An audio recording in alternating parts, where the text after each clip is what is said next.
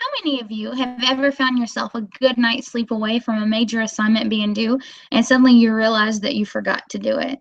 What about a major exam that you forgot to study for? Naturally, the feelings of stress and anxiety start to well up inside of you. Your body might handle this stress in one or two ways.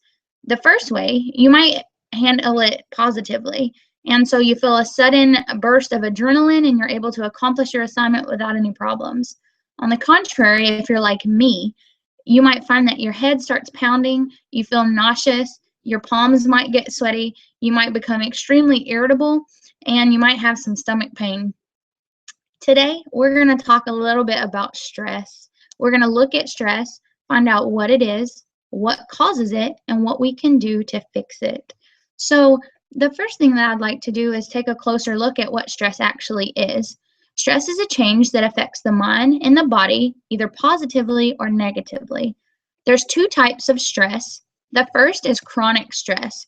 Chronic stress occurs over short periods of time of exposure to stress. It can cause some damage to your body systems. It can raise your blood pressure, suppress your immune system. It can cause infertility, and it can even speed up the aging process. The other type of stress occurs over exposure to stress over long periods of time, and it can be extremely detrimental to the body. In fact, it can even rewire the brain, leaving you more vulnerable to anxiety and depression. And I have here an MRI of a healthy brain here and a brain over here that has a lot of exposure to stress and depression. And you see it looks significantly smaller and it's not nearly as lit up and active as the brain that doesn't have a lot of stress and anxiety. So now that we understand what stress is, we're going to take a look at what causes stress. So there's a little thing called stressors, and those things are what make us have those feelings of stress and anxiety. And they can be things as simple as examinations, parental expectations, conflicts with a spouse or a loved one, or even thoughts about the future. And those things are extremely prominent in our lives right now as we're trying to make it through school and start families and figure out what our future is going to be. So now that we understand what stress is and what causes it, we're going to look at how we can deal with it. So coping is what we call dealing effectively with stress in a healthy, positive manner. Whenever we cope, we can have a plan. And so that means we're going to cope ahead. We're going to have a plan already established to know that when that stress comes, we'll know how to handle it. So the first thing that we can do is to activate our body's response to relaxation. And we can do this in several different ways.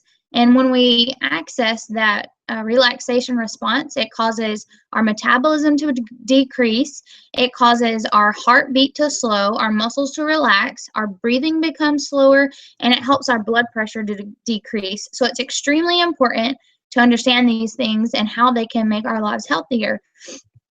The first coping mechanism for stress under this relaxation response is mindfulness. And this is based on the thought that what we think is what we feel. So if we think happy thoughts, are going to be happy. If we think negative thoughts, are probably going to be sad. So there's two different types of practices that we can do under mindfulness that can help us relax. The first is informal practices, and that includes things such as yoga or exercise, and those things allow us to decompress and to relax. The other is informal practices, such as maybe taking a relaxing shower or listening to nature. And those are things that we can do that, don't cost a lot of money. They're anything, and we can do them in the comfort of our homes or out in nature, find a park, things like that. So both of these types of practices under mindfulness are good for us and they're cost effective. The other type of relaxation that we can do under our body relaxation response is deep breathing. So when we practice deep breathing, we want to sit comfortably with our back straight.